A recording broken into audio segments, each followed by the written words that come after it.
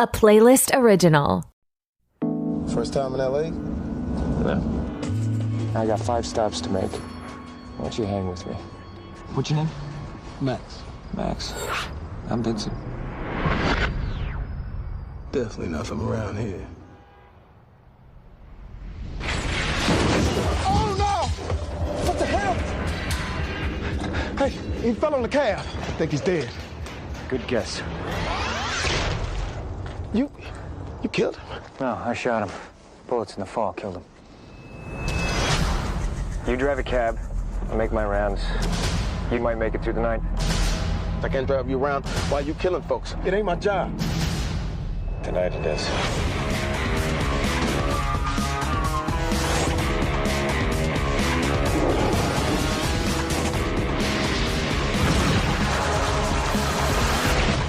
Collateral. All right, hello everyone, and welcome to Back to the Blockbuster Presents Deep Dives, where we dive into some of your favorite movies, or maybe some movies that you have forgotten about. This is the second episode of this, not 20 overall, but the second where we've actually changed the format to bring on different guests every week. And the one that we did last week with JC, we actually picked that movie together, American History X, because it was a collaborative effort between him and I. I missed the anniversary, and I really wanted to have an excuse to talk about the movie, and that was a perfect excuse to talk about it with someone that is also passionate about it. But this week, our guests actually got to pick the film, and that's kind of what we want to do when we have guests on for the deep dives. I want them to be able to pick it and have me rewatch it and rediscover it, and that is what our boy Dustin Ripka did for us, who is finally on the podcast after a lot of conversations between talking to each other on my Instagram page, G Reels, and then me starting a podcast, and then him kind of following all that. There's been a lot of conversations about getting him on here, so I'm glad we finally got to do it. So welcome, Dustin. Thank you so much. I feel like I should give a little, I should add to that, give a little background. I mean, to me, like, I've been following your page, G Reels, for I want to say since like 2018 or 2019. Wow. So I mean, it's been a long time, and I was such a fan of it because you would give like a blurb, right, about, and there's like a picture, but then there's like these very weighted tons of info in like the 4 or 5 paragraphs that Instagram allows, and it was like details that you wouldn't get from like, we won't call anybody out, but I don't want to start a movie pundit war. But some of the other people just like post it and they're like, well, I guess Jenna Ortega's out, but you like go into why, and what the big dogs are saying, what you think, what the variety said, and so. Thanks for doing that and like sticking with that, because that to me, like, that's one of those accounts you wake up in the morning, and it's like one of the 3 accounts I have that I actually will check and be like, oh shit, fucking Pedro Pascal might be Richards. yeah. So I've been following you for a long time, so this is very cool. This is very, very cool. I'm honored. Well, thank you so much, man. I appreciate that, and I've been following you and your stuff too, which is so funny because this is a podcast not just for people who have movie podcasts, but also for movie fans. And if they happen to have a podcast that's not movie related, that is okay too, because that is what you will learn here with Dustin. It's not a movie podcast that he is a part of, but who cares? I'm talking to anyone that is a movie fan. And it's funny, like when you hear about what his podcast or what his stuff is about, in my mind, I was like, okay, how can I have him as a guest, but then have it somehow relate to what he does for his stuff? And I tossed it around like with a different co-host at the time, and they were like, we can do movies about relationships and blah, blah, blah, and have him come on and talk about that. And like, there was like all these different ways that we were trying to like make it make sense. But then I was like, it doesn't have to make sense. He likes movies, and that's what matters. So like, that's why you're on for this, because you are self-professed movie nerd, as you brought up to me when we were talking. We've actually talked a lot, but like the other day when we were talking about setting this up, But I would like you to tell everyone what your podcast is about, because I'm sure they'll be intrigued, and you will get a few movie nerds to start listening to you as well. Yeah, I mean, I host a show called Sex Party with Dustin Ribka. It's a sex and relationship show. We cover. I kind of look at sex as an umbrella, right? Like, yes, of course, the name of the show is Sex Party. We do talk about sex parties and orgies and all the gangbangs, and there are a multitude of guests on. But for me, I grew up as like a party promoter, a nightclub guy, and so when the pandemic hit, I'm like, okay, like, where are my interests? Like, okay, party. All my other conversations were about either sex or movies, and I really wanted to do a movie podcast, but it was people like you that I felt I'm not going to do it as well as he is, and I just would rather be a fan. So what's the next? What am I talking about the most? And a lot of my conversations were around sex and relationships. So, sex party. Okay, so it's called Sex Party with Dustin Ribka. It's every single Wednesday. It's anywhere you can find podcasts. Plus, every episode is on YouTube. All the clips are on YouTube. It does get wild and raunchy. The elevator pitch for the podcast is like every episode is a tightrope walk between like absolute chaos and like tons of value. So if I do my job right, you will come out of it like with a bunch of laughs and like you'll learn something. We're approaching episode 100, and when I say we, I mean me. And it's been incredible. I would say it's the best creative decision I made in my life. And I had the same thought. I'm like, well, maybe we should, I should come on your show, talk about Showgirls, right? Like something, it's a cult classic now or whatever. But to be honest, like I'm just, if you look at my show, again, yes, it's about sex and relationships, but if you look at the episode titles, there's a little Easter egg. My first episode ever 2 years ago is called, the title of the episode is Welcome to the Party Pal. And as all your listeners will know, that's from Die Hard. So like, I am very, very pop culture, very nerdy. I love the Marvel movies. I'm a huge Batman fan. I love, Scorsese and Nolan. And I mean, we could be here all night, but yeah, that's the whole, in a nutshell, that's what I do. And I love how you said it's obviously a tightrope between like chaos and then adding value, because I think it's a little bit of both, but I think there's a lot of value in what you guys in what you talk about, because I listen to it. And it's interesting because I have a friend, Bronte, who she used to actually work in like actual toy merchandising. Like she was actually like hawking like Paw Patrol stuff, and then she got laid off, and now she works in like sex toys. And so that's her thing now, right? And it's interesting when she has conversations with us, like just as her friends. Like I would think at first they're like, oh, this is gonna, like, no matter how you talk about this is gonna sound like raunchy on some level.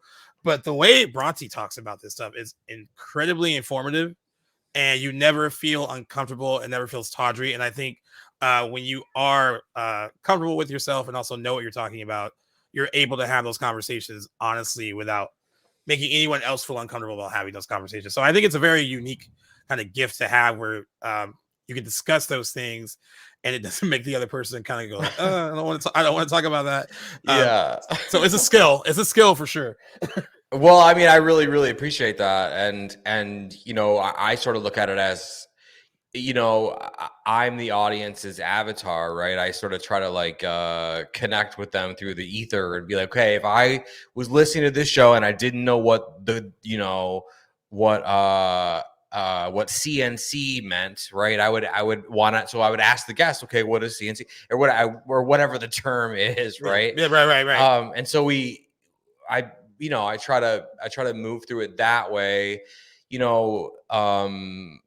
I follow where the conversation goes. I think that, if you listen to it's really cool, because I think even with movies, it all comes down to the perspective. Like if the movie is good, you'll have 4 different people with 4 different sort of outlooks on the movie. And like sex and wellness and, you know, relationships, that's the same way. And I think that it's very important to ask, you know, like every question. And so that's what I try and do. Like, and I always say, oh, you know, there's no stupid questions, but I'm going to ask a few, you know, like, cause you know, whatever. I mean, again, I think we all want to learn stuff. We all want to know more. We all want to be better at like dating and sex. So let's be real. We all want more pleasure, but like, we don't have to be so serious about it. So that's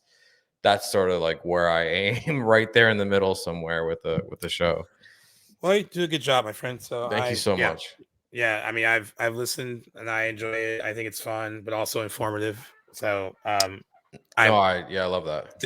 Definitely encourage other people to listen to it too, as well. And yeah, I think we actually were talking one time. I like on Instagram, and I was talking about the Showgirls thing. I was like, that would have been a fun way to do it. And then I was like, and I was like thinking of other like movies that like how to get you on. I was like, oh, there's like Striptease that could have worked. Sure. Or like Unfaithful could have worked too. Anything to do with like some kind of like relationship thing. And I was like, no, I'm overthinking it. And then like when the deep dive thing kind of changed, I was like, oh, this is a good opportunity to do it, because if he just wants to discuss like a particular movie, that this will be great to do it. Like you don't have to like jump in on industry news with us, because sometimes that's like some people are like, I don't know everything about that. But if it's one particular movie, which is why the deep dive spinoff has done well, people like to hear about one particular film, especially if it's you know, originally the concept was like kind of like lesser known movies, but then it doesn't really matter. It could be something that is well known, but in this case, this movie we're going to talk about is almost 20 years old. So that's which is crazy. Until I didn't really realize that, so I looked it up right now. So sorry to Jackson. We will not probably talk about this on his 20th anniversary, because it's already taken. But yeah, are like, you know, kind of smaller independent movies that don't really have like a lot of don't get a lot of notice. So I thought this was like a good way to bring you into finally being on. So I'm glad to finally have you and actually I'm stoked break down the movie with you. Yeah, no, I'm really stoked. So I will give you the opportunity to tell everyone what movie you chose. This is one that you picked. I had no influence in it. I was down with it though, and I heard it. So go right ahead. Tell them what you picked to deep dive into tonight. Well, I mean, when you, I was like, any movie, and you're like, any movie, you're like, any movie, like any movie, I'm like, fuck, right? But I mean, I have my greatest hits. There's movies that I would watch once a week, and there's a lot of them. But this one, for some reason, originally I was going to say let's talk about The Prestige, because I love The Prestige, right? But I was like, well, I kind of feel like it's kind of been done maybe a little bit, although whatever. And then I was like, well, we could do like Heat or something, right? And then I was like, oh wait, we should do Collateral from 2004, right? With Tom Cruise, Jamie Foxx.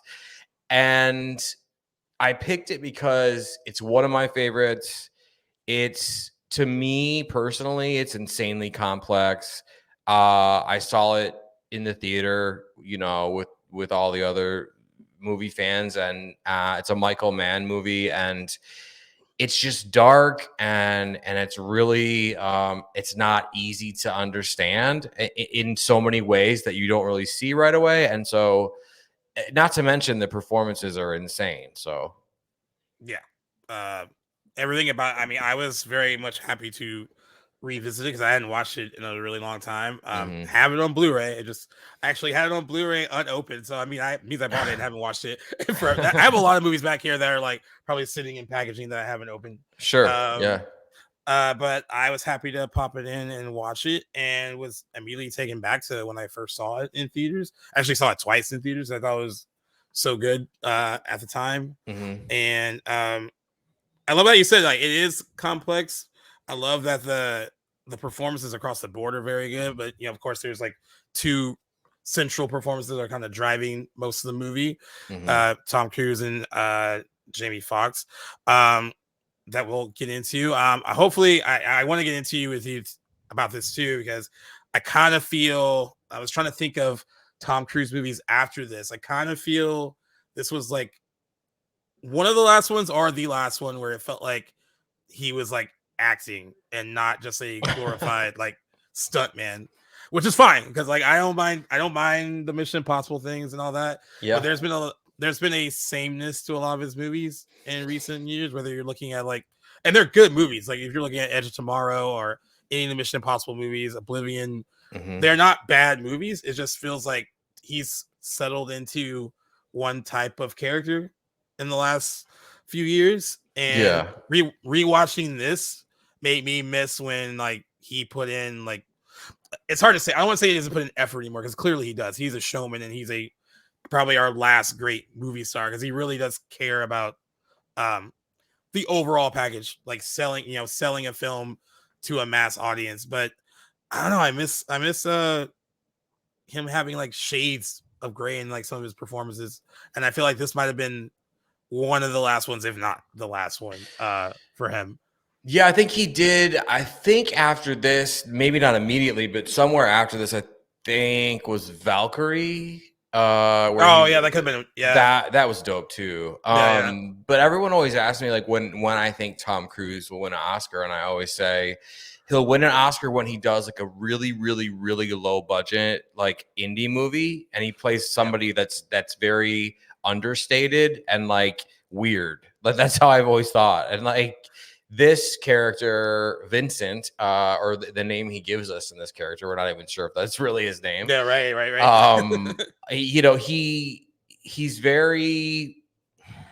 He's understated to a point, but you really are not sure what to make of him. And I think that's the best, like you said, like shades of gray, like that's as an actor, when you have to look so hard at someone to just try to figure out multiple times, like you said, you saw it twice, right? Because it was so good, to like figure out what the fuck they're doing, what they're thinking, what their motivation is, who they are, how'd they get that way. We don't get any explanation at all. We get some lies probably, right? Or maybe they weren't lies, but it's similar to like the brilliance. And by no means am I comparing. So movie fans, please don't crucify me. You can if you want to, whatever.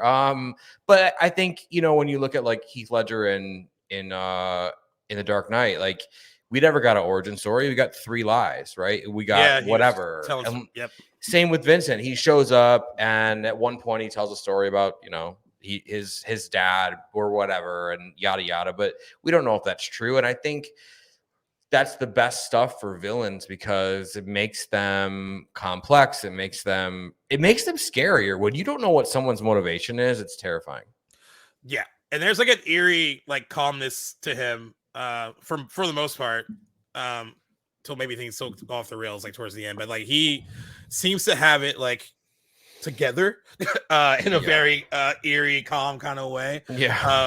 And he never truly goes like over the top, which I loved as well. I mean, it's probably one of his best performances, I think. I agree. I mean, it's up there. I mean, not the first time he's played a villain, of course. I mean, like he was in Interview with the Vampire, and he's awesome as Lestat, which another example of when Tom Cruise used to like really go for the gutso back in the day.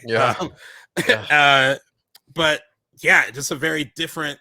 I remember when the movie came out, and that's what everyone was kind of focused on, and the marketing was kind of centered around like him playing this villain, even though it wasn't in the same way as like marketing like Training Day for Denzel, where it's like, oh, he never does this. But this was kind of like it's rare that Tom Cruise does this, and that is kind of what they kind of centered the marketing campaign on, which was really smart because at the time when this came out, Jamie Foxx wasn't quite Jamie Foxx yet. I mean, this was like his year, because like he got nominated for this and I believe Ray in the same year, and so it was a big year for him. But he wasn't quite the guy that we know now, right? So marketing around it, you had to really market it around Tom Cruise. But Jamie Foxx ended up being a pleasant surprise in it. You are definitely focused on him, but then there's also Jamie Foxx is very good at playing this kind of like everyman. Like he's very relatable. And you kind of buy that, he is very confused and like, just how did I end up in this wackadoo situation that I'm in tonight? No, totally. And I think when I watch this is like one of the movies that you go and you watch the commentary, and or in the interviews and like every bit of extras you can. And like, I think I saw when they rehearsed it, they had Tom Cruise sit in a chair behind him, and Jamie Foxx like kept turning around, and the director's like, first of all, you're driving a car, you wouldn't turn your whole body. Turn around. You'd be looking in the mirror. He's like, why? How am I supposed to act that way? Or what? So he had to like really learn how to basically to act to someone behind him. But then two, he came on that set and he either had already shot Ray and it wasn't released, or he shot Ray and he knew, oh shit, like I'm going to be up for an Oscar, right? So like when he came into this one with Michael Mann, the first couple of, I think like the first month or two of shooting, like he was that flamboyant, like wild, like Jamie Foxx that we all know now. And Michael Mann, the director of this film, had to be like, that thing that you're doing? He's like, yeah, you want me to turn it up? And he's like, no, I want you to turn it off. Turn it off. Yeah. And he's like, what? Yeah. He's like, you need to be the opposite of what you have been doing. That's what we want to see. And I remember Jamie Foxx talking about how difficult that was for him to unlearn all this stuff he had just learned to play Ray. And, and he was on In Living Color, obviously. He has like the comedic. I mean, Jamie Foxx is fucking awesome, so. But yeah, you're right. It was a bit of a role reversal because Jamie Foxx is like very sedated and understated and nervous, right? And then Tom Cruise is this white-haired fucking psychopath. And what's cool about it is if you look at Tom Cruise just visually, he's wearing a gray suit with like a whitish gray shirt and he has whitish gray hair. I mean, obviously, the metaphor is that he's the wolf, right? And so, right. And I love that. I don't think and that's a Halloween costume that I've been trying to use for a long time. Is like all of that with a little blood over here, And you're like somebody. I hope they get it. Like, I mean, I feel like I would have to like go to LA. No one in Chicago. They're gonna be like, this guy's a nut job. They're like, what movie are you referencing from 2004? Yeah, it would have to be like a 2004 throwback party or something. And for those that don't know, we're assuming if you're listening about this movie that you know about it. But in addition to Tom Cruise and Jamie Foxx, we also have Jada Pinkett Smith in the film, Mark Ruffalo, Peter Berg, Javier Bardem, and Bruce McGill. And Jamie Foxx plays a taxi driver named Max, and who picks up a customer named Vincent. He's offered a high fare for driving to several locations, and he agrees, but soon finds himself taken hostage by Vincent, who turns out to be a hitman on a contract killing spree. Like just anytime you hop into a cab, right? in LA, in LA, right. It's not surprising. And like you said, directed by Michael Mann, and also I'm glad that you picked this too because Michael Mann hasn't made up until this year. He hadn't made a movie since 2015, and now he's releasing Ferrari this year with Adam Driver. So it was interesting because we were talking about him with work for Ferrari, and we were just talking about like all of his other movies, and this one got brought up a lot. Collateral as like a personal favorite for a lot of people. Of course, Heat is a big one, which Heat would have been great too if you were going to go Heat. And through that one, that would have been awesome as well. But it probably is interesting because Collateral made more money, but I think Heat is probably more well known amongst the cinephile community. And more talked about probably than Collateral is. But everyone that loves Collateral, when they have a chance to bring it up, they bring it up, and very fondly too. So that's always a good thing as well. Like I said, I was taken right back when I rewatched it to that first two times in theaters. Because when you're like when you're that age and you see something really cool, you're like, I gotta see it again. Like it's like right away. Yeah. And you take different friends to go with you. They're like, oh, like you overhype it probably to your friends who haven't watched it yet. Thankfully, all my friends at the time, they all loved it. I mean, I remember like I brought it up to a friend that I was going to talk to you about this, and they brought up some stuff to me that they thought was contrived. Like they don't really necessarily love the stuff with Jada Pinkett's character and Annie out. Now she gets back, reintroduced in the film later. It is what it is, though. I mean, I think it's fine. It works, and it's not like not something I would complain about as a detriment, like at all. Whatsoever. Yeah, I mean, and also too, like it's. I'm glad you brought that up because that can seem contrived, but if you think about it, we find out in the end, spoiler alert, for 20-year-old spoiler alert. It's 20 years ago, guys. That's your last warning. Yeah, but like, Tom Cruise is milling around where his final target is about to be stationed for the evening, right? So whatever. And Jamie Foxx, Max in the movie is a cab driver, and he drops her off there as we see. There's a nice little cameo with Jason Statham, I think, in the airport too, where they swap briefcases, right? Yeah. But like a hitman would be kind of like looking around for the exits and the entrances, whatever. And the cool thing, there's one little tiny reason why I think this works, right? Why I would say it's not contrived is that when you rewatch it, he drops Jada Pinkett Smith off and he's like doing something, and Tom Cruise approaches his cab and he ignores him, right? He's like doing like paperwork or something because he has OCD or whatever. So Tom Cruise walks away, and Jamie Foxx sort of like yells out the window at him, right? And like grabs him back. If he wouldn't have done that, we don't have a movie, right? Yeah, right.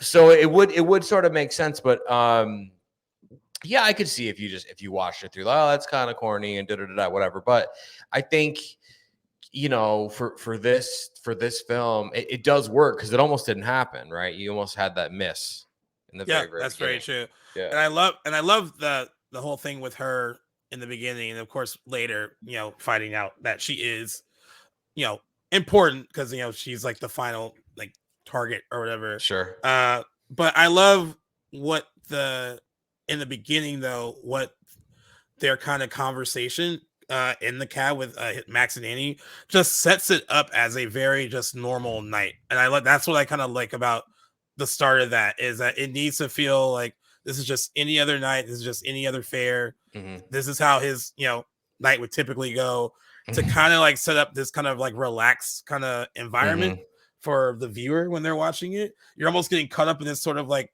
flirty, almost meet cute between the two of them, that you're not even totally prepared for like what's gonna happen next. And like their dialogue with each other is really good. They have pretty decent chemistry in the beginning. I just think that was important to set up, like this is just gonna be a mundane regular night, and then we're gonna throw a major curveball on you and right along came a wolf, right? Exactly. So that's why I think that is so important to kind of set that up with her and him. And I love their kind of dialogue exchange too. I like any dialogue that feels like it's not like movie dialogue. It doesn't feel like it was just written. They just sound like two real people having a conversation.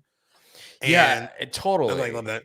Yeah, I mean, and the other thing too, like you mentioned Heat, you mentioned Michael Mann, and this again, movie fans, you're welcome to come for me wherever, it's fine. But I got to say this, because I know he is another one of my favorite, as a movie fan and as a Michael Mann fan.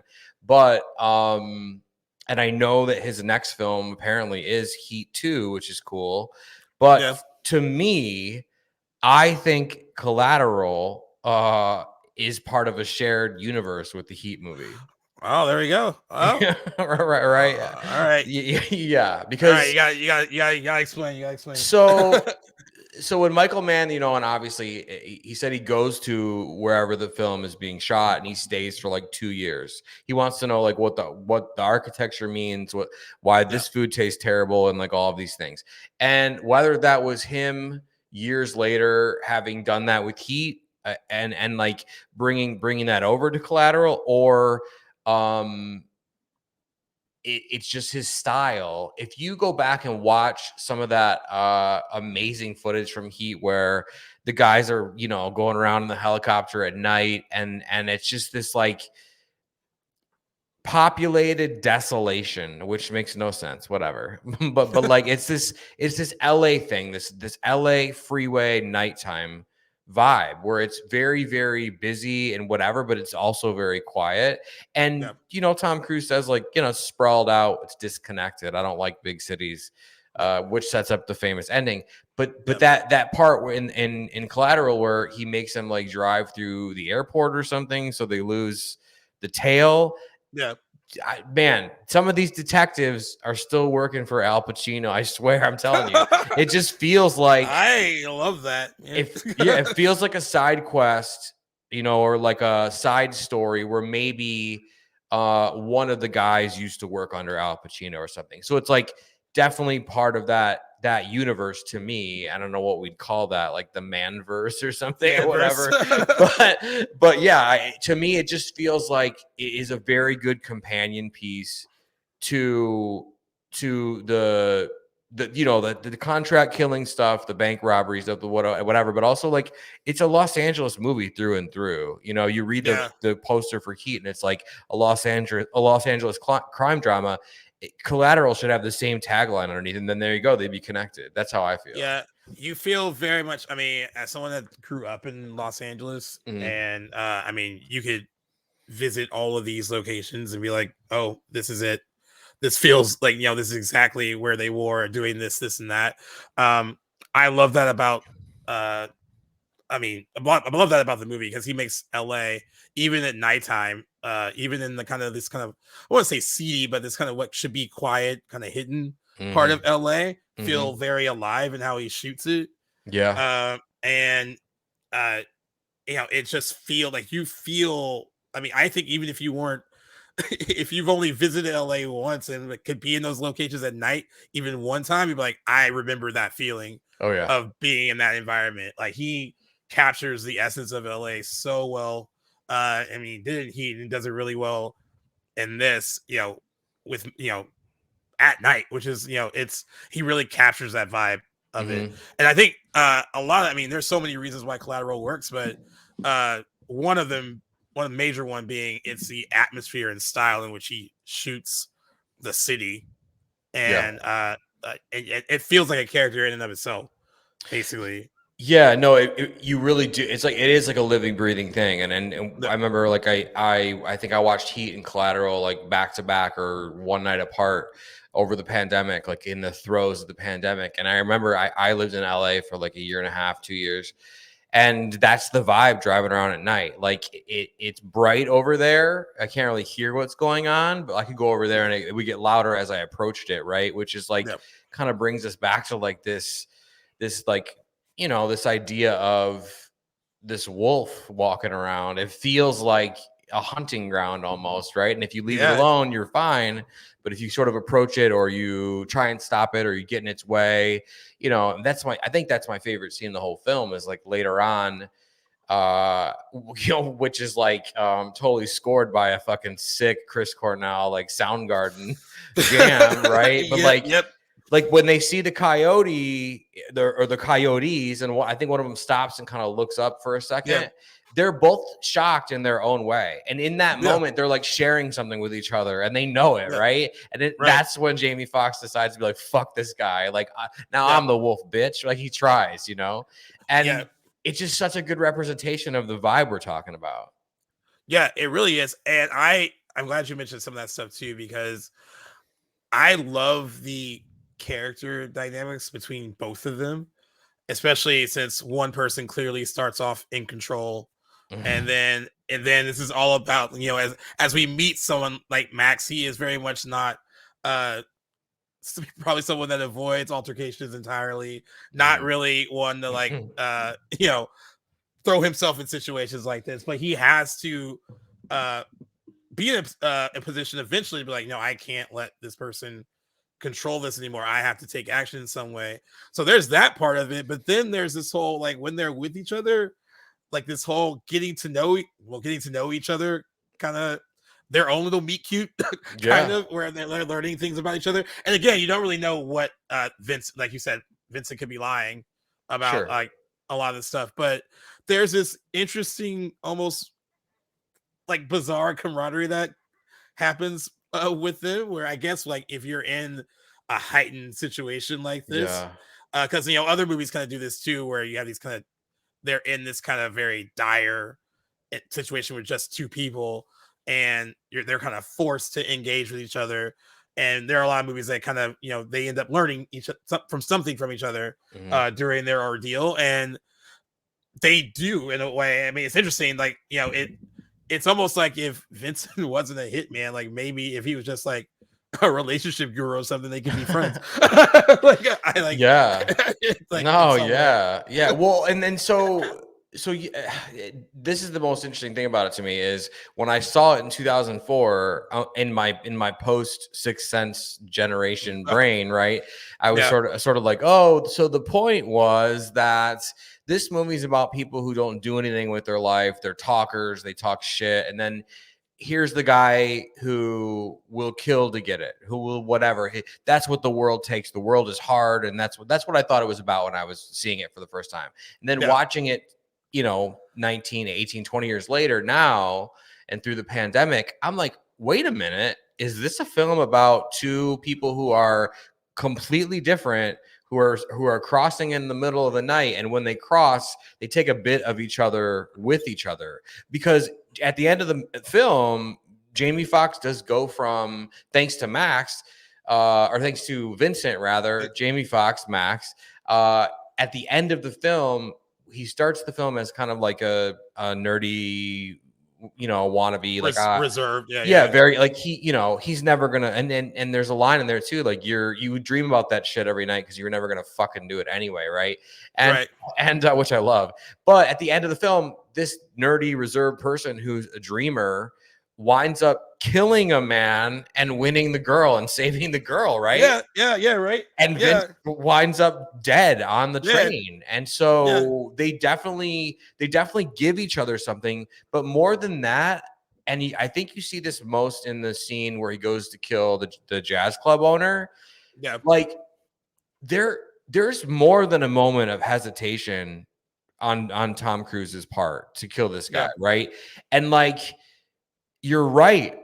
So to me, I now wonder, is this film about Tom Cruise starting to believe a little bit of what Jamie Foxx is spewing, and Jamie Foxx starting to believe a little bit about what Tom Cruise is spewing? And to me, that's so fascinating. That is really fascinating too, because I mean, you really like if he hadn't encountered Max, it would have been someone else. Like there's someone else that he could have learned this stuff from. And you know, in my mind, he, you know, when he goes on these jobs and he has to kind of enlist someone else, if he was to do it the way he's doing with Max, like I doubt he would really learn anything. It'd just be like a X, Y, and Z, like get me to point A to point B, and that'd be it.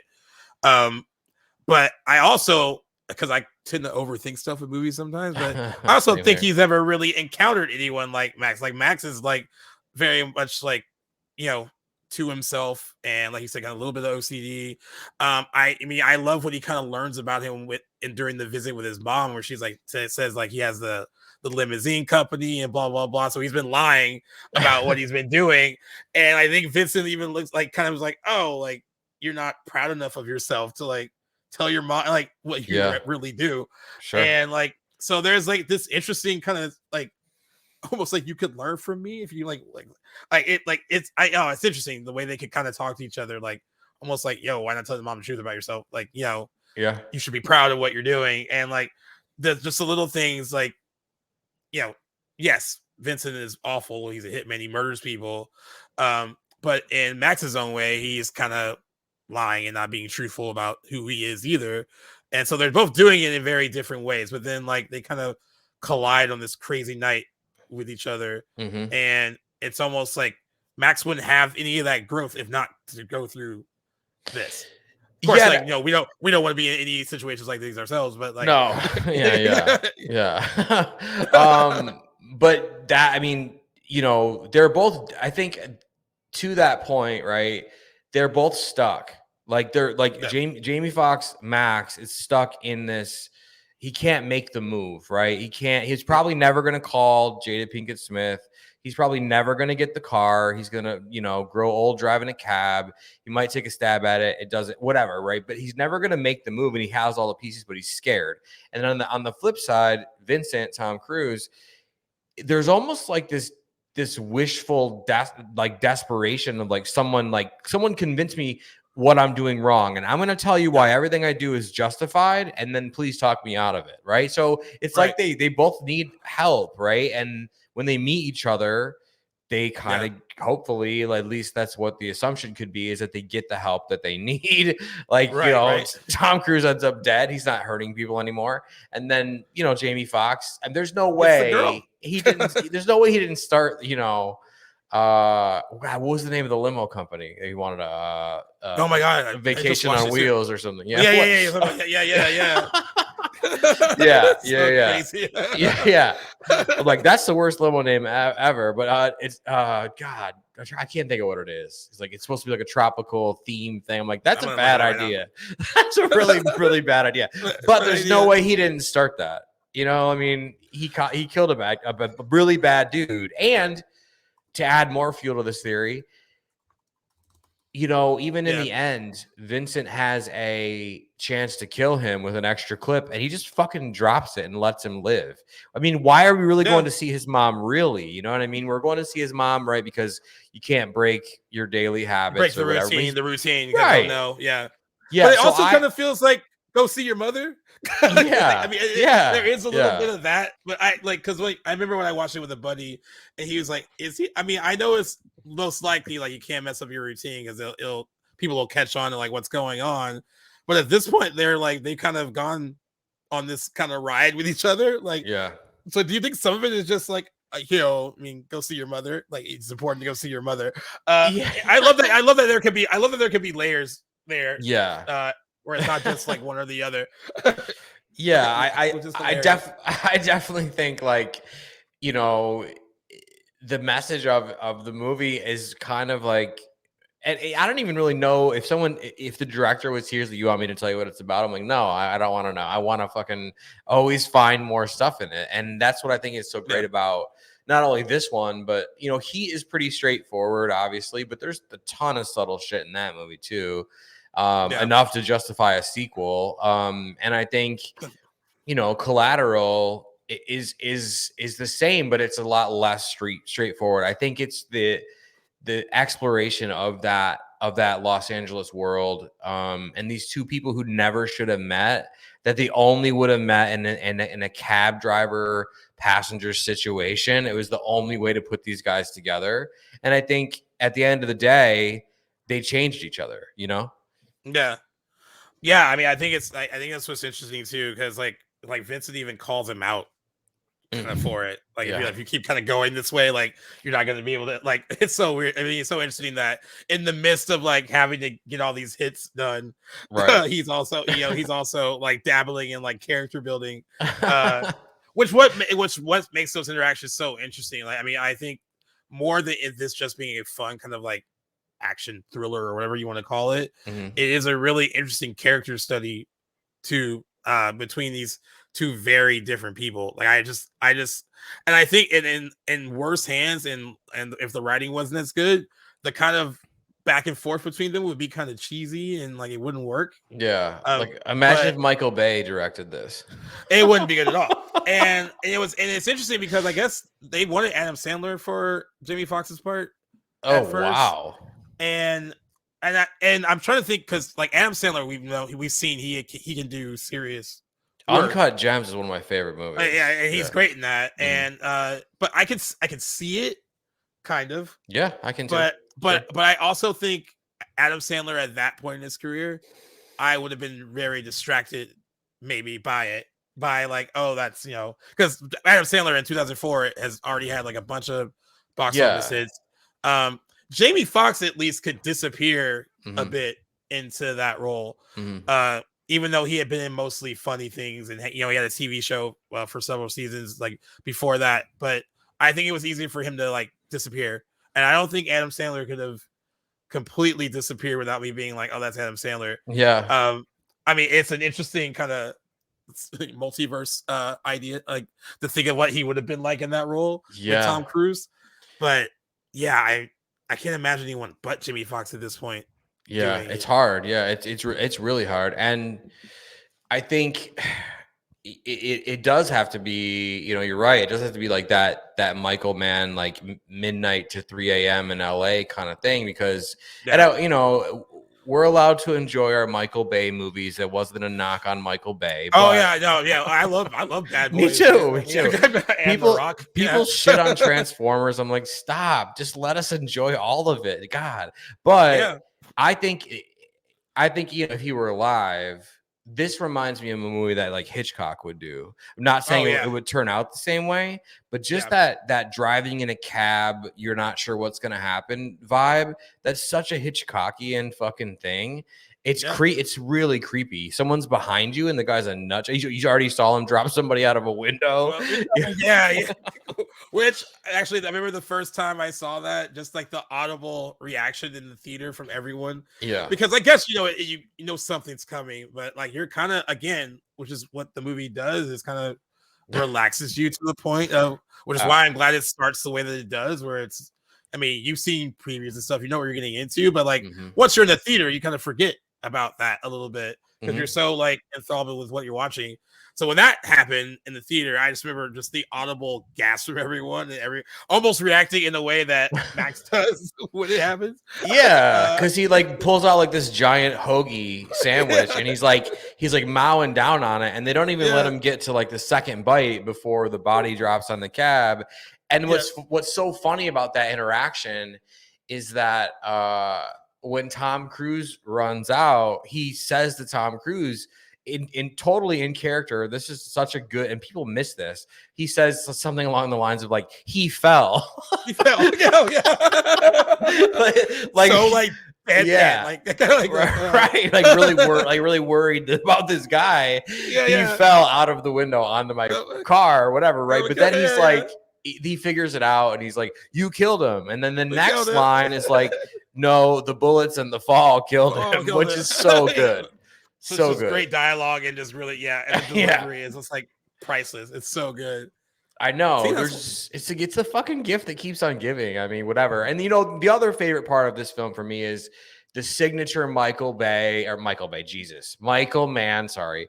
The signature of Michael Mann move is the gunshots without any other sound. Just that really loud, like whatever. And it's deafening, dude. Tom, he did that in Heat in the post bank robbery thing where it's just like bow, bow, and the chaos, right? And so in this film, like a couple times, especially when the dudes try to mug Jamie Foxx, the psycho that Tom Cruise is, and we love him for it, he does this signature move where he pulls the gun out, and it's like twice in the stomach, once in the head, twice in the stomach. Like, oh man, it's so loud. It's so great. And you also, in that moment, like I'm watching it again for this, and I'm just like, dude, Tom Cruise looks so cool doing this. And you can tell, like, because Tom Cruise is like, I imagine, is a perfectionist, just like wanting to nail those just right, just like the positioning and like just to make, I mean, he wants it, like if he's playing a hitman, I believe that if he can't really go out and be one, but he will do whatever he can to like make it as real as he possibly can, which is what I respect about him as a performer overall, is that he's so invested in making you kind of forget that he's Tom Cruise, and that he wants you to just enjoy the moment and be completely enthralled by what's going on. And if you think for a second while you're watching it that this is Tom Cruise playing a part, it doesn't work. And the whole time you're watching it, it's just like, no, he embodies that role, that you forget completely that this is Tom Cruise. And it's all down to everything. It's it's the look, of course. It's it's the hair. It's everything. but and it's his demeanor. Like there is no hint of. I mean, there might be some like Tom Cruise like charisma in there, but like Sure. other than that, it's just he's Vincent through and through. Yeah, and his eyes are insane too. It's just like wolf eyes, like really, really bonkers. I would love to know who Tom Cruise like based his character on, and I wonder if he actually, because it's Tom Cruise, if he secretly went and talked to a bunch of fucking serial killer, homicidal, like hitmen dude that are in jail or something. Because I would love to know that too. Yeah, I mean, to put a character like that together, I mean, he's cold as fuck, dude, but he's also like coming apart a little bit. That you could tell he really did not want to kill that jazz club guy. He really there was a moment like where he's like of hesitation. Yeah. And just like and the only person he like he shoots the guy a bunch of times, then he catches his head and like places it on the table slowly, right? He doesn't go after Jamie Foxx. He's like taking a moment. Yeah. Totally. It's all these little like nuances, dude. Like, it takes you multiple watches though to see those things. See it. Yeah, because I know when I saw it in theaters, I didn't know. I mean, you're just kind of like fixed in on the fact that he just murdered somebody. You're not really paying attention to like the look, and then like the kind of brief moment of hesitation. And then I'm glad you mentioned the whole like laying his head down. Out of like the only way you can show someone like that respect after you pump bullets into them. Sure. I love those things, and I kind of wonder, and it makes me wonder if those things were like scripted or if he was kind of like, as an actor, I wanted like bring those things and like and just did them. Because I could see him taking initiative and just doing it. But like, this is what I think he would do in this moment. Because I kind of think he is showing whatever kind of remorse he could show. In that moment. It's like a little moment of mourning for sure. With that kill. But then like the nightclub kills are so brutal. Like he's like, fuck these guys, Yeah. And also, when you're watching, if you have surround sound, because I kind of forget sometimes, it's loud. Like all the, like you've hit all the gunshots, everything is loud, and then there's just chaos and it's loud. But it sounds great. I mean, the sound design on this is amazing. All the technical aspects on this, because like this is like, in movie terms, it's not like a really expensive movie. It's like $65 million to make, and and that's with someone like Tom Cruise. I don't know. At this point, Tom Cruise is a $20 million man, or maybe more. I mean, I guess he still could get this 20 million, and there could just be whatever's left over for the rest of the movie. Yeah. But this is by no means, like by Hollywood standards, a like hugely budgeted movie. But Michael Mann utilizes so many of his tricks of the trade to make it feel bigger than it is. It's weird because it feels big in some ways, but it's also very intimate in a lot of ways. There is action. It's never boring. Between like the action that does transpire and then just the kind of verbal action that's going on, like you're invested in all of it. I don't know. This is a testament of like good writing too. The writing is really good. It's really, really good. Stuart Beatty, I believe, wrote it, and it's nice. Very, it's a solid screenplay.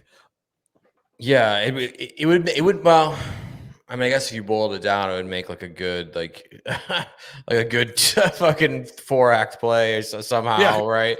But like two guys in a car basically talking about killing people. That's really what you mean if you were gonna do like a acting class with it or whatever. But you could because it is that's what you mean. You nailed it when you said that, because it is, if you want fucking John McClane Die Hard, you're gonna get it in this movie a little bit. But if you also want like this like character study, intimate, scary, almost Norman Batesy kind of vibe, it's two guys in a car talking about killing people. You know what I mean? And why it's wrong, and debating the morality of it and all of the things.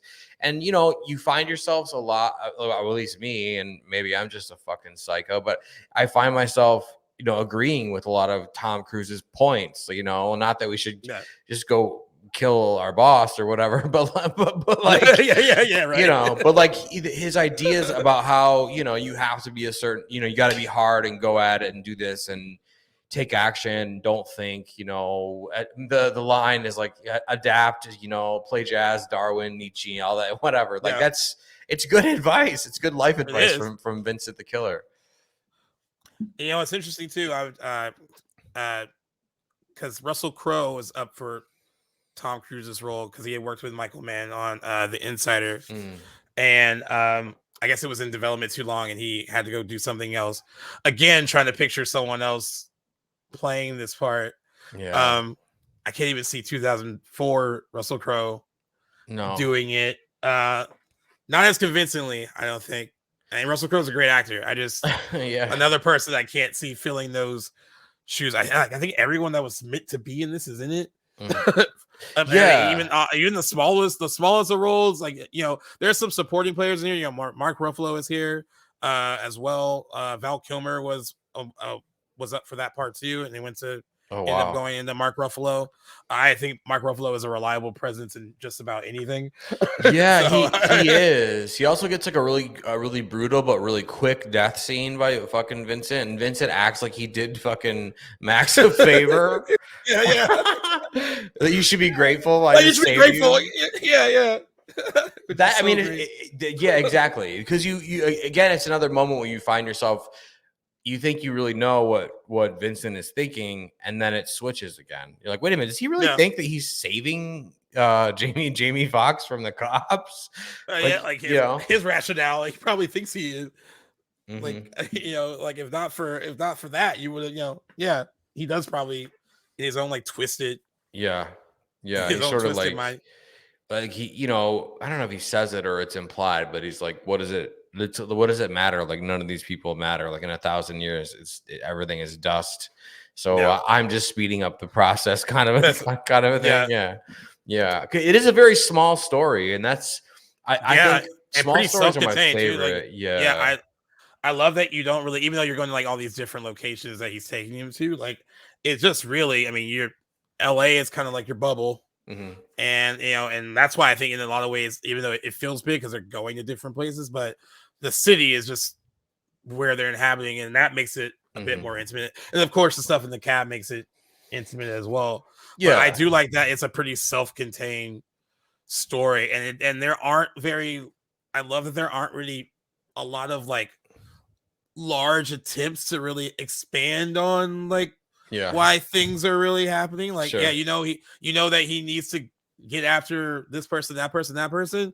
But I also didn't need like plot point B and C to be like, oh, I wonder let's go into more about why and all that. Like, I just don't need that. Yeah. I'm glad that they didn't do that, because some movies would have. Yeah. And that's not what this movie was. And I think it knew that from the jump, that wasn't going to be that. Like there of course needs to be like, okay, a reason and certain people that he's after, but like beyond that, the most important story is this kind of budding relationship between these two people. I almost called it a friendship. It's not a friendship, but it's a buddy comedy. it's something. I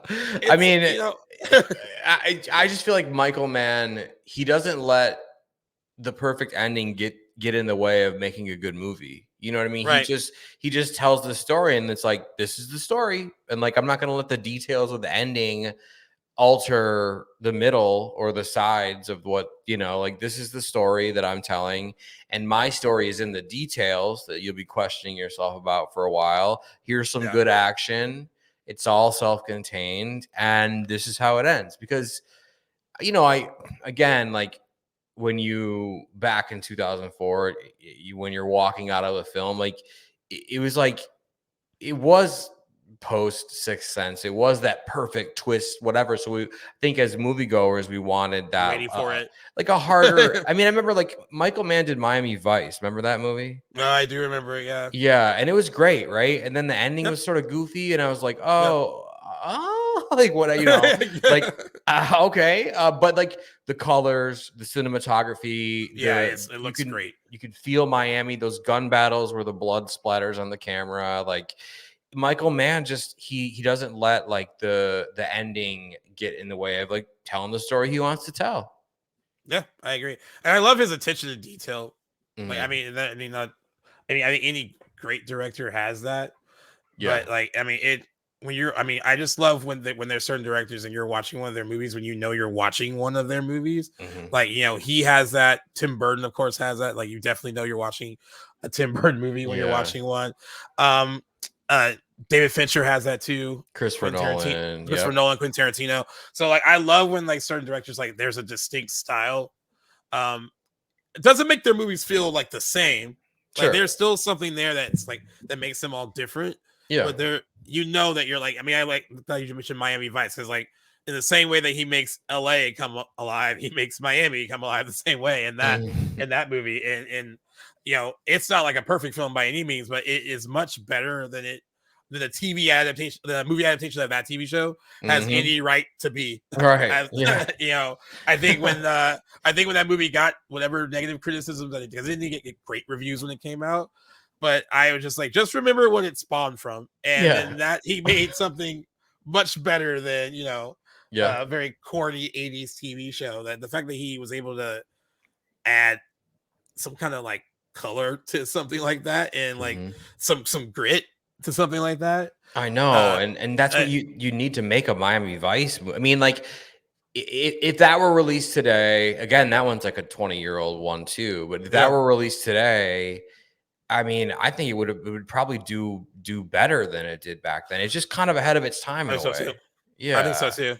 Yeah, and Michael Mann did Public Enemies. Johnny Depp played John Dillinger, based here in Chicago. They shot here in Chicago. Actually, nice. Okay. I live about 4 or 5 blocks from the Biograph Theater where John Dillinger was killed. They spent a huge chunk of the film budget turning that entire block back into exactly how it looked. But then they shot the death scene where he died, right? So like, you're right. Jeez. Attention to detail, but like, was Public Enemies, is that an amazing movie? No, it's not. No. It's very flawed. I've seen it 36 times, but it's entertaining enough though. I mean, like, it's it's like it always Public Enemies always reminds me of, because considering the director and the talent involved, it feels like, even though I remember that movie came out in the summer when it came out, but it was like, if it it could have still been marketed as like an Oscar-y movie if they wanted to. Sure. And you kind of get the impression that maybe that the studio maybe wanted that to be the case. And it came out and got decent reviews, not great reviews. It made decent money, but not like great money. And then it kind of got forgotten. And so bringing it up now, I almost forget about it sometimes. And I brought it up I remember I brought it up with a friend, or a friend brought it with me like a couple years ago. And I was like, dude, I always forget about that movie, even though there are a lot of good people in it. And I remember enjoying it the couple of times I've seen it. It's not great, but like, I don't know. I think Michael Mann can make most things that appear like mediocre much better than they actually are. I mean, it was marketed as this vehicle for Johnny Depp, but also for Christian Bale, who was in the throes of the Batman trilogy, the Dark Knight trilogy. And so it's weird in the middle of the movie when Christian Bale disappears for 25 minutes and whatever, but like, to go shoot a Batman movie or something. But like, those parts Johnny Depp carries really well. And again, that's another Michael Mann movie that doesn't get caught up in giving you the perfect ending, because it's going to end tragic. The guy you think's going to kill Dillinger is not going to. You have to know the history to understand it. But again, I just think his work in general is like, here we are 20 years later talking about Collateral, right? And so it just, to me, it's just far ahead of its time, because in a TikTok fucking 15-second world, you and I are talking about, the details of like the cab and like the whatever. And that's, I think that's a testament to what a good filmmaker Michael Mann is, Right. And I honestly think, because I was, because we did bring up Heat and stuff earlier, and then, this movie will be 20 in August of next year.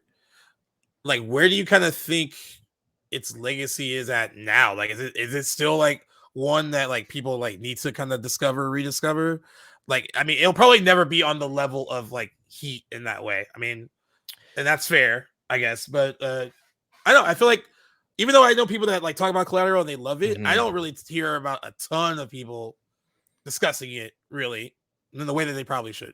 Yeah, I think I think it's on par with another Tom Cruise movie, like Vanilla Sky, right? Like that movie came I out love in that it. movie. One of my favorites, right? I love So that. we are aligned there. Yeah, I've Yeah. seen that so many times. Yeah, I've actually watched that one with the commentary on like multiple times. I've done too, and I will never forget taking a girl with me to go see that.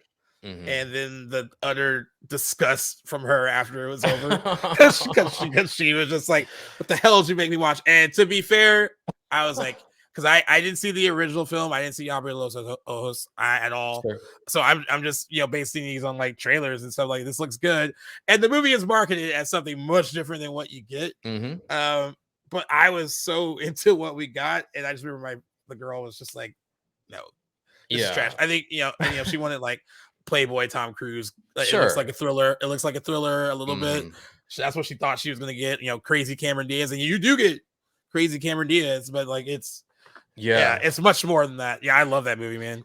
Yeah, I've seen that movie so many times. I saw it in the theater. Like I was going through a breakup, so it like scared the living fucking daylights out of me when I saw it. And I was kind of living that life where I was like, am I pissing off a lot of women? This isn't good, And so all of that, Lesson to be right? learned. Right. And so I saw that. I was so, you're horrified at something, but it makes you keep looking at it like a car accident. And I just kept going to see it and going to see it. I saw it 3 times at the theater. Bought it first day, whatever. The rumor is that there's a 2.5, 3.5 hour, whatever director's cut that they're never going to release because it's too intense, right? Which bring it on. But I think social media has made Vanilla Sky a cult classic, and I think that's what's happening right now to Collateral. I think people are coming around to it. So next year, next 5 years, I feel like that aesthetic of the wolf and the prey sort of late night LA. I think if you look at a lot of those cinematic, like aesthetic sort of movie TikToks or like Instagram accounts, you'll find Collateral in there, and I think it's ironic that the TikTok generation is actually finding a way to resurrect these films that otherwise potentially would have been forgotten from 20 years ago. Yeah. So, I think its legacy is, one that is always found in the middle of the night, where you're in the throes of like this lonely kind of vibey sort of thing. And you put it on. Yeah. You put it on. Yeah. Or you find it by accident. Right. Yeah, And I mean, agree with that. As Tom Cruise goes on to make more Mission Impossibles, which we love, and he does whatever, like I think it just pumps more life into Collateral, because people be like, oh my God, he played a fucking psycho serial killer, like whatever, and then boom, and it looks so good too. And I think it ages really well. I mean, some of the flip phone stuff doesn't work, but of course, you'll have that. For the most part, everything else is great. And I know it might sound weird for people to think, because this movie was financially successful. It made money, but this is when Tom Cruise could be in anything and it would make money. I mean, it made $220.9 million worldwide on a $65 million budget. But I think even when movies are that successful, when so much time goes by, especially when you have a filmography like Tom Cruise, some stuff can get lost in the shuffle. This one being a good example, Vanilla Sky being another example, which was, even though people came out of that movie being like, what the fuck, it was successful because Tom Cruise was Tom Cruise. This was all pre jumping on Oprah's couch and declaring his love for Katie Holmes. This was like all before that, and Tom Cruise could do no wrong for a really long time. I mean, it was very rare that you would have, before all that, like a Tom Cruise like flop, like a full on like flop. And he, I mean, whatever he was like, in a weird way, he's back to being what he was then. Like, I think back then he was easily a name above, the poster movie star. Like, you saw that name, you would go see it because he was in it. And in a lot of ways now, I think he's made a lot of people forget, his personal life, Scientology, however you feel about that.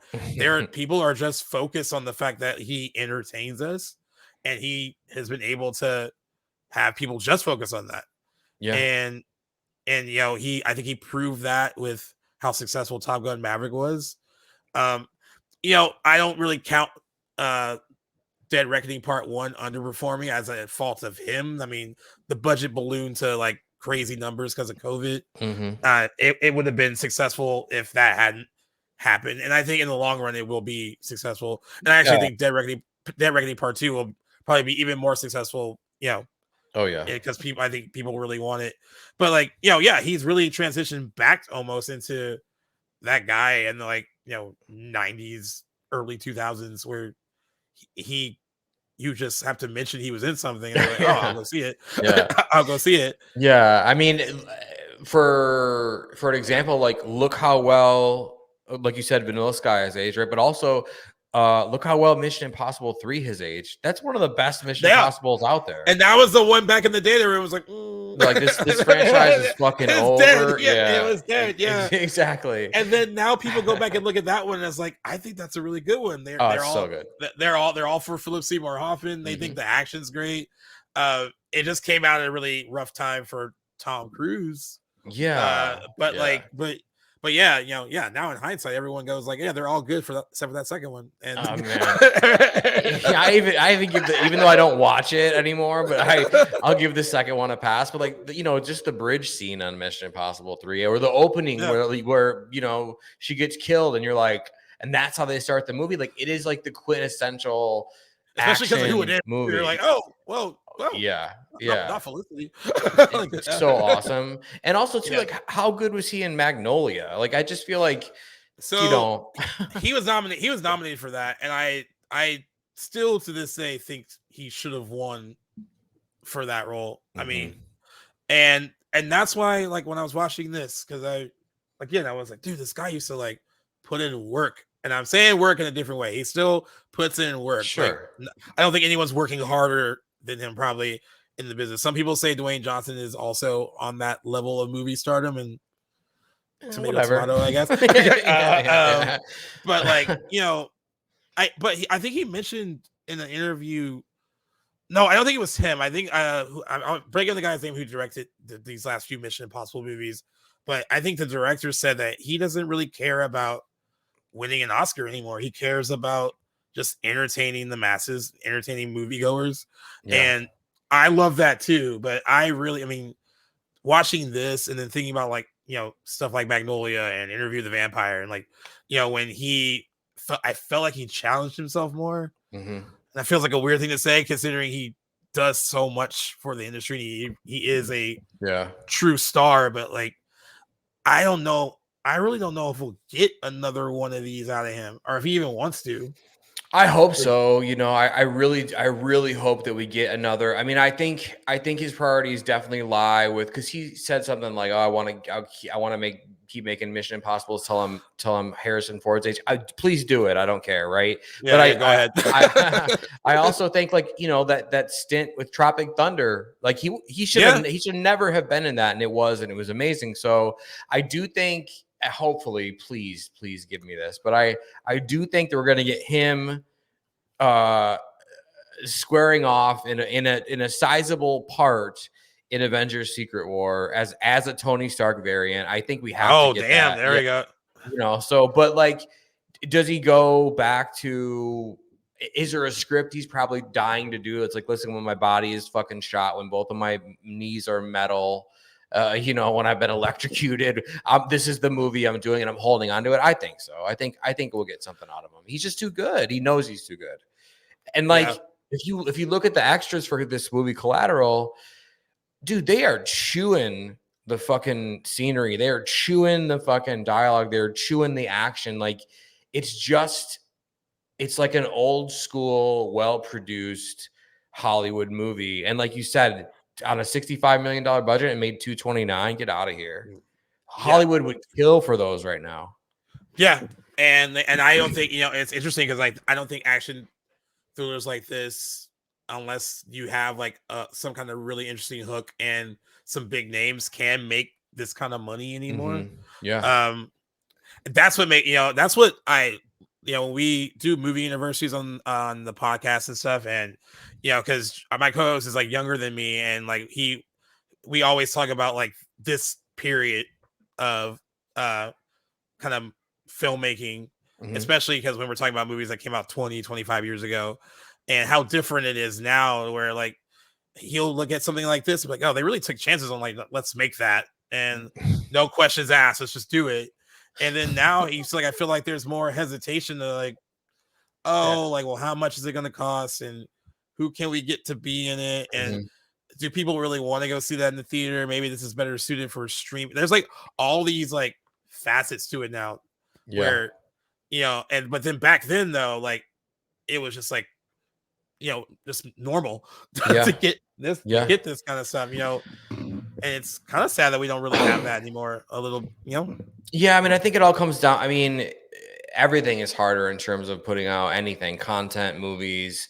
If you're going to write a book, if you're going to be a food blogger, content creator, it's hard because there's so much of it out there, whatever. But I think at the end of the day, it just comes down to the quality. I mean, I think people will go see anything in the theater as long as it's good. There's been many examples of that over the last couple of years. And I think, people are still shaking off the COVID paranoia, which whatever, that's a factor. I mean, look at what Barbenheimer did. I mean, that's what fucked up Mission Impossible Dead Reckoning, really, is that, that is. Paramount wouldn't fucking move it back or forward a month. Jesus Christ. Yeah. But I do think when people, again, when you utilize social media to build an event and the product is good, I think you could put out a $40 million movie and have a big name take a chance on it. And as long as they're chewing that fucking darkness really well with an acting partner, I mean, and you're right though. You look back at like a couple of those Bradley Cooper movies, like whether it's The Hangover or the stuff he did with Jennifer Lawrence, like they're not making either one of those comedies or whatever. Yeah, it's like I don't think the answer is, hey, let's stop making these. I think right now is probably the best time to experiment. It's just a matter of like finding the money to do it, which is so interesting with like with what Apple's doing, right? Like I saw they lost money on Killers of the Flower Moon.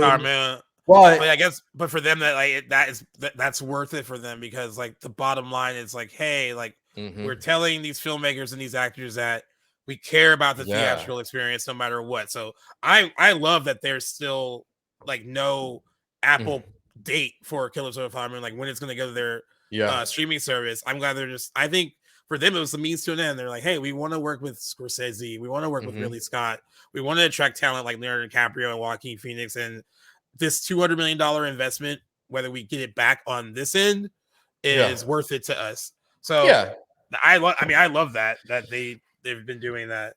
Yeah, I think that's probably some hybrid of that is how Tom Cruise does another one of these movies. Because I mean, it just, with the more Mission Impossibles he does, it, like I said before, it sort of feeds this hunger we all have for, a Vincent, or like just some interesting character that we spend 20 years trying to figure out on podcasts. Right. I know, right? We really need that. I mean, he can be a scary dude. Because we were like talking about this with a group of friends one time, and my buddy was getting frustrated because I had the argument of like, I wish he would do more stuff like this. And then my other buddy was saying the same thing, but he was more passionate about it, because I do like the Mission Impossible movies. My other buddy is just like, oh, it just feels like the same thing over and over again.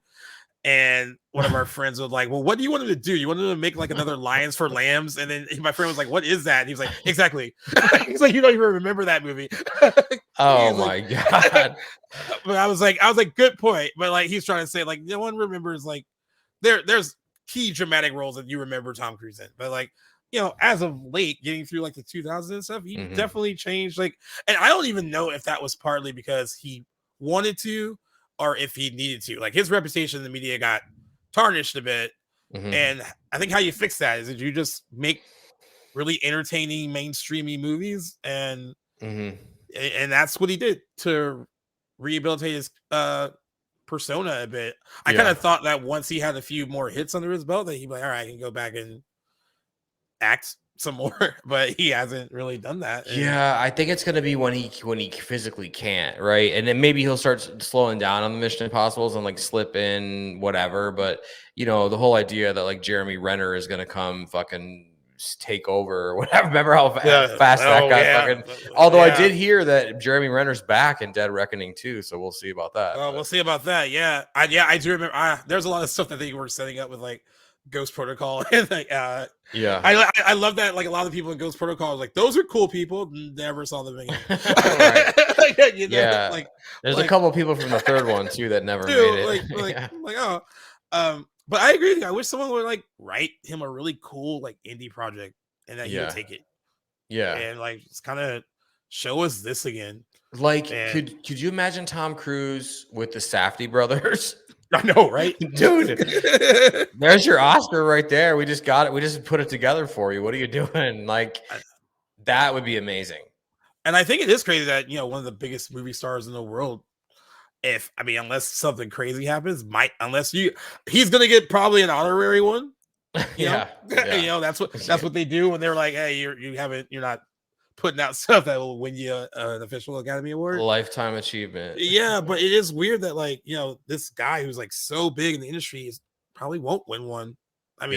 Unless something changes. I think he should have at least one. I think he should have one for like Magnolia, but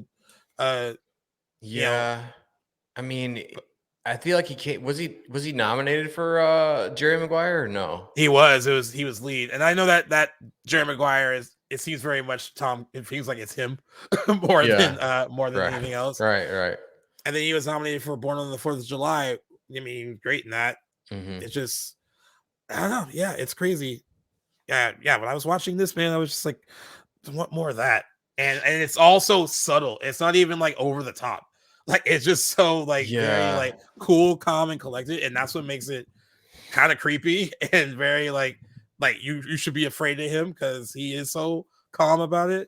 Yeah, and I think and that's the thing about Vincent, right? Like so now like we're having this conversation. Like put the filter of Vincent from Collateral over it. Could you imagine like a 71-year-old Tom Cruise, right, in a Hannibal Lecter-esque role across the table from whoever Hollywood's new guy is, and like that's how he gets the Oscar? I mean, that's how I see it happening. You know what I mean? I think that is like the final last hope. Yeah, because for a Tom Cruise Oscar. Remember how good Nick Nolte was in The Warrior or whatever that movie was with about the two UFC fighter. Yeah.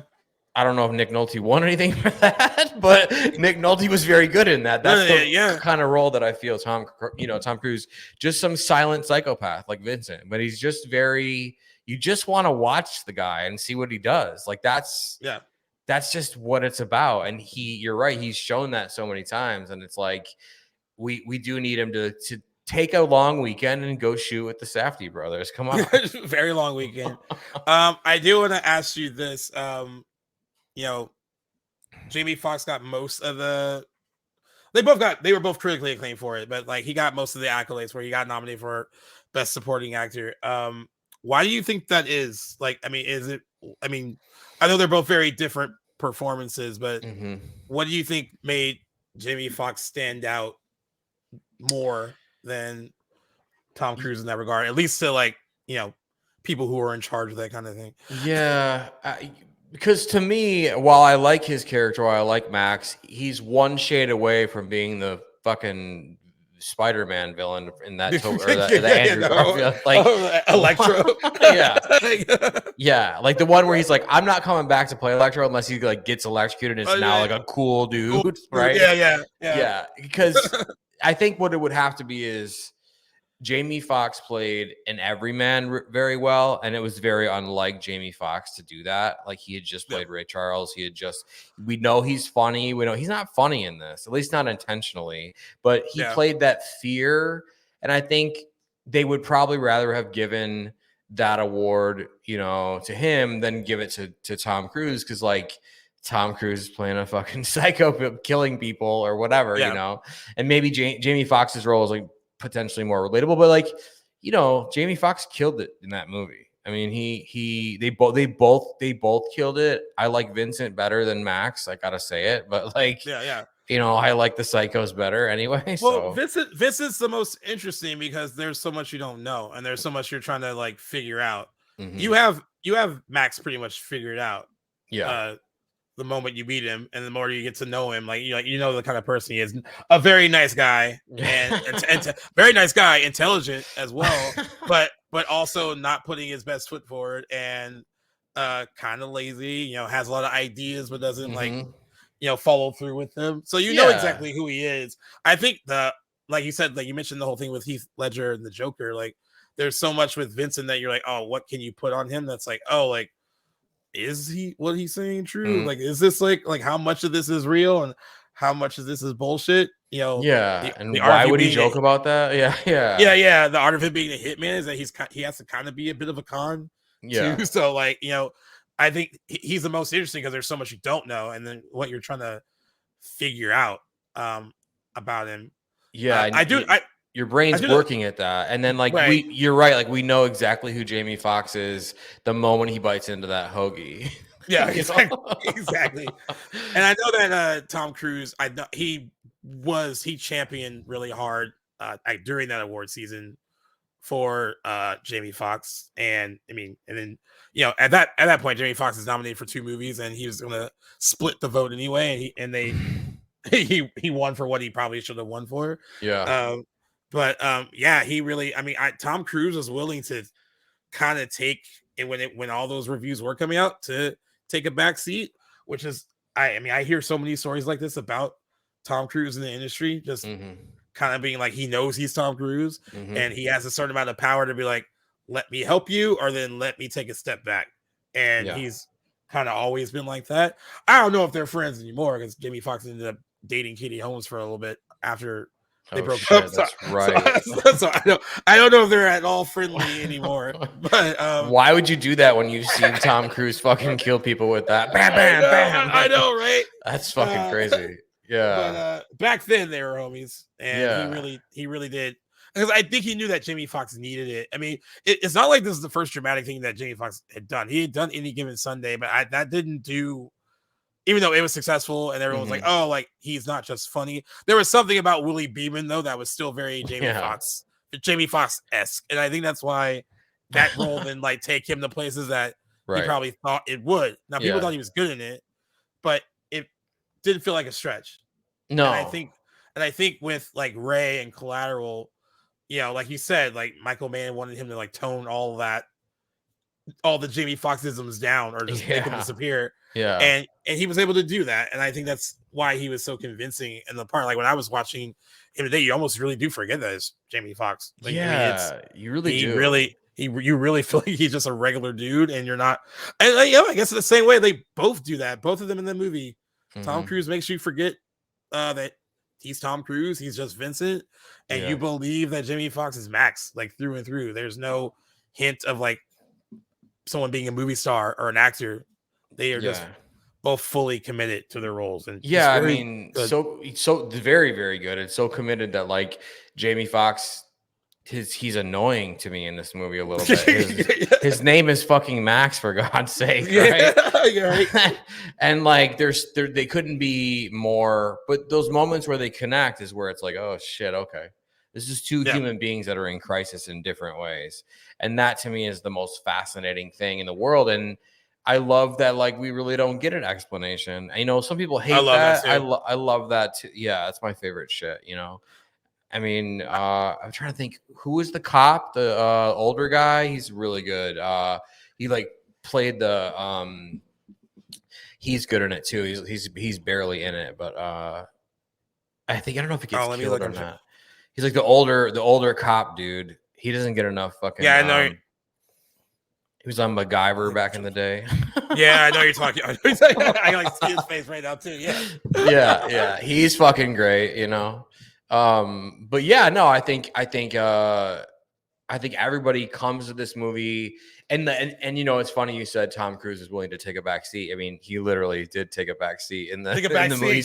Yeah. And a lot of these, but that sets everybody else up to like, oh, Tom Cruise is riding in the back. I'll ride next to the car, right? So you have Mark Ruffalo, you have the fucking MacGyver guy, you have Jada Pinkett, so like, Peter it's Berg. amazing. There's all these.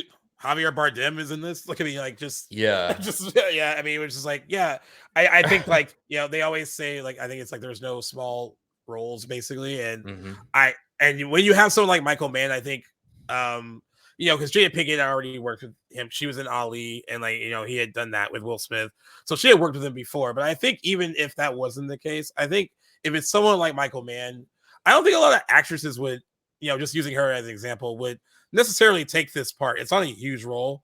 Like you're in the beginning, and then you're in the climax, and that's about it. But like I think there's certain, I think certain actors are like, no, I want it to work with someone like that. I will take a small role like that, and some people can make that role thankless. I don't think she does. I mean, of course, I mean there's not a ton to the part, but I think she does what she needs to do. Like in those first few moments with Jamie Foxx, she's likable enough that we care about what could happen to her at the end of the movie. Like I want to be like, you have to be like, oh, I have to be someone invested in like, oh yeah, I need to care that they need to go back and save her.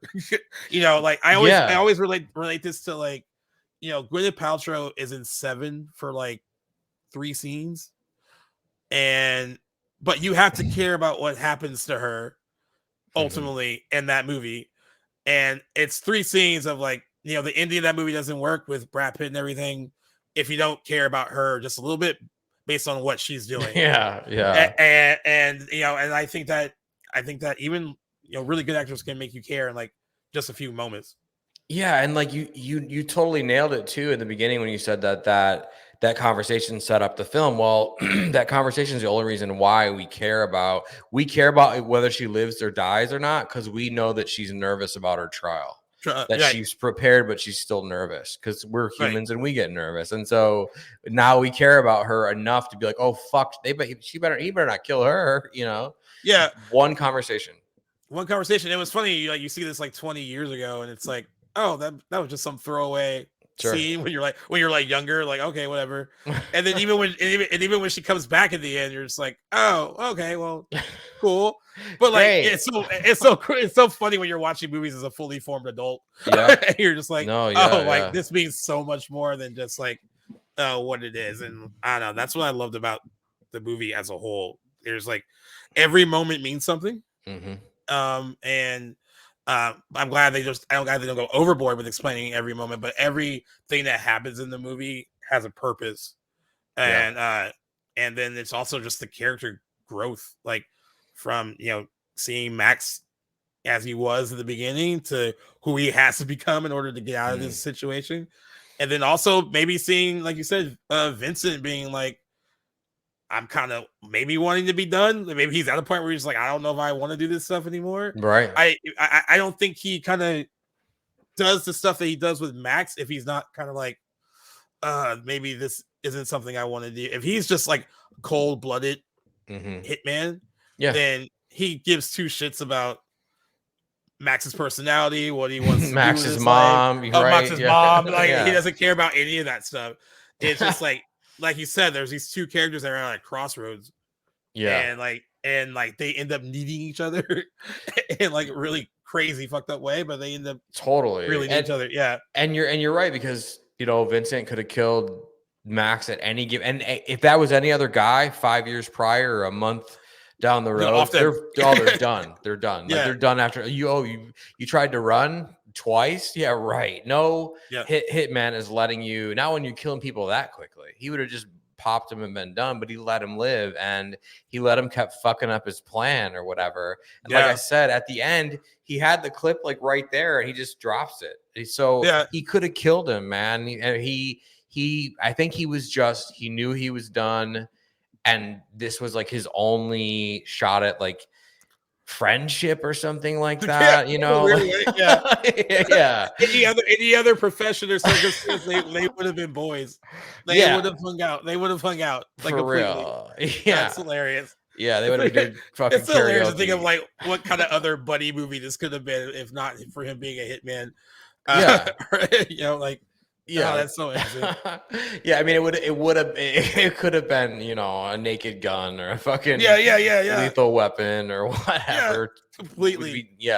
But it's like it's never gonna give you that, right? It's just gonna give you this story that's like, God damn, it's kind of heartbreaking a little bit. I wonder who his dad really was, you know? Yeah, I know, right? Yeah.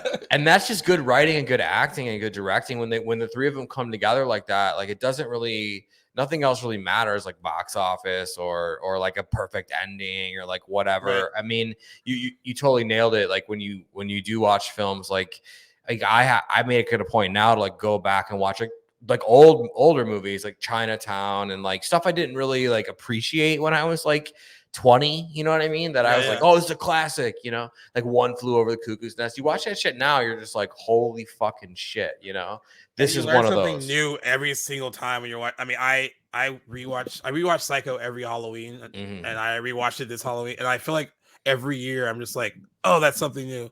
Oh, that's something. Even though I've seen that movie 100 times, and it's just like all these like different like character choices and stuff like that. It just, any good movie you can keep discovering things from it. And I think with this one, I will make it a point not to let so much time go by between like the last time I watched it, because I guarantee you, man, it's been years since I watched this, and I can't believe I let that much time go by. I mean, I'm glad we did it for this. Fuck yeah.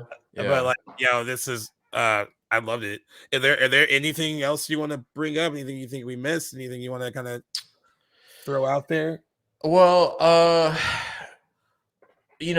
would ask everybody like who gives a shit, right? Who's like watching this, listening to this podcast, like go back and watch Collateral and ring in on your comments. Come pester me, whatever you want to do.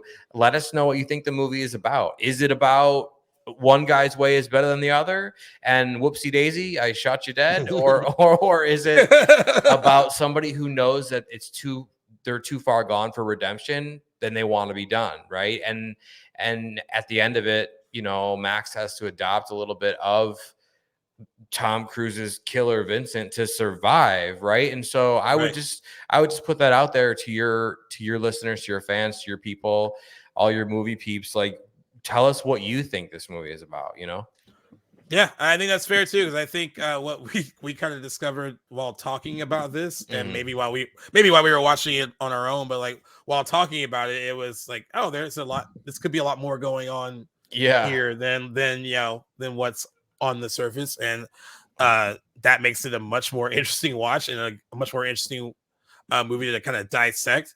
And who knows, screenwriter, director, maybe they even think about that stuff, but like, they put this stuff out here for us to maybe do that, to be like, hey, like, your interpretation of what this is, at certain, I think some people say like after they make a movie, they kind of give it up and it becomes like, the fans, right? And I understand that, you spent so much time with it and now like it's out of your hands. Now everyone else is going to watch it and they're going to have their own personal view on what the movie was, whatever. And, I think that's, if a movie can spark those kind of conversations that maybe even the writer or director wasn't even thinking about, that makes them question in their own phone call, like, did you think about that? Like, that is cool. Yeah. And I want to know too, like, do you guys think that this movie takes place in the same world that the Heat film takes place in? That was another, yes.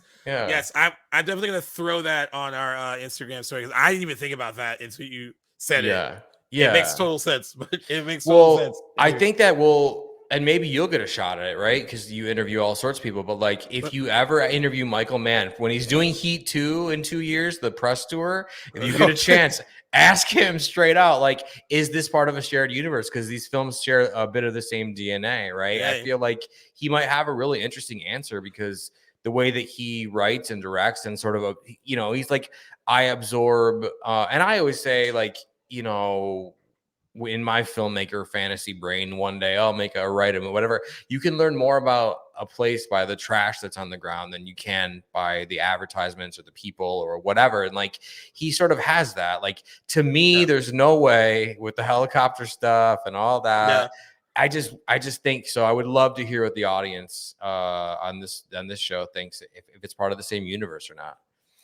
We'll definitely do that. And at the end of these, we like to kind of ask each other, if we had to score it now after our most recent rewatch, what kind of score would we give it? You can do whatever you want. If you want to do a whatever, and if it's 4 stars, 5 stars, if it's out of 10, however you want to score it, what would you give Collateral now after your most recent rewatch? Man, every time I watch it, it goes up, and I would have to give this thing. This is hard, actually. I know these are really hard, and there's no wrong answers either. I was gonna go old school movie critic and just say like 2 thumbs up, but like that's not the answer you want. I would give this a 4.5 out of 5. Okay, yeah. I'm right there with you. Yeah, because how could it not be? You know what I mean? Yeah. Like it was probably a 4 or a 3.5, 4 when I first saw it 20 years ago. It probably goes up in increments, but like as I get older and like more stuff becomes important and less important, films like this, like you said, it's like the darkness of this movie is so good. It's just, 4.5 out of 5. There we go. I'm right there with you. I would do the same thing. And I think because I was also like, oh, I feel like I forgot so much while I was watching it. Yeah, that I was like, oh, there's so much more to this than. And granted, if you do want to just watch it as a fun action thriller, that you can. It is very. Yeah. It's an entertaining movie through and through. Like it's not. Right. It's never boring. I mean, the point of the deep dives is for us to like get nerdy about it and like see if there's more to it than what it is. Yeah. But you can definitely just watch it for pure entertainment value. Yeah, we just ask that you don't watch it on your phone. Watch it on a screen, please. Watch it on the actual screen. Yeah, because it looks beautiful. I mean, it definitely doesn't look 20 years old. It looks like it could have come out yesterday. I would love to see this in a theater again. I don't know why they're sleeping on it. Yeah. You know what? I would hope that when it approaches its 20th anniversary, that someone puts it out there. And that'll be next August. So. I hope they do, and I actually can see this one on that 20th anniversary being shared a lot on social media, whether it's X/Twitter, whatever you want to call it now, Instagram, TikTok. Sure. I think once that 20 years comes up, that you'll see a lot of people sharing this, and I think too, like you said, with like exploring Tom Cruise's current filmography, there is some interest in being like, oh, then what did this guy do before? Especially if you're a younger like moviegoer, if you're just only familiar with the Mission Impossible stuff, like I would love to be a certain age to stumble on this and be like, whoa, like where the hell did this come from, and why is he not doing this anymore? That would be a fun feeling to kind of have. And I think this is one that will definitely stand the test of time, but I think that it is still due for its like proper day in the kind of grand scheme of things. I got a question for you. Why do you think it's called Collateral? Oh shit! Right at the end. Oh, you did. And I was not ready. Oh shit! Well, we can leave it. We can leave it to the mystery. Yeah, to be continued. We continue. Well, why do you think it's called Collateral? Well, there's the whole notion of like collateral damage, and I'm trying to like relate that into. It's hard, man, because you never question it unless you're doing something like this, unless you're like a film nerd like us. And so I mean, I've barely thought about why it's called Collateral, right? but like sure, like that's one approach, like collateral damage, but it's like how much collateral damage can you take before you have a run-in with Vince or Max? You know what I'm saying? Maybe something like that's where I would lean with it, because how important is it? Like we're all taking collateral damage in our own ways. And at what point does it become unbearable? Maybe, I don't know. Maybe that's too much. No, I'm picking up what you're putting down. I'm picking up completely what you're putting down. Thank you for keeping me on my toes. Hey man. Anytime. Yeah, no, for sure. Dude, I can honestly say this is probably one of the best conversations I've had with someone who isn't Jackson, who is not on here every week with me. And I would love to do it again, so don't hesitate to be like, yo, I got another movie, can we talk about it? Dude, anytime. If you want to talk about like predictions or movie news, or you want to do another one of these, I am so down. It allows me to nerd out with people who are knowledgeable, and I love that. So nice. So I would definitely love to have you back again. Everyone again, Dustin. Also, don't forget, you can also check out Sex Party. Don't be too scared. It's fun. You'll enjoy it. Out. Yeah, don't freak out. Don't freak out. Just don't freak out. Ease your way in. If maybe hit the pause. If you need to take a break, take a pause. You can do that. Whatever. But like come to the party. Come hang out.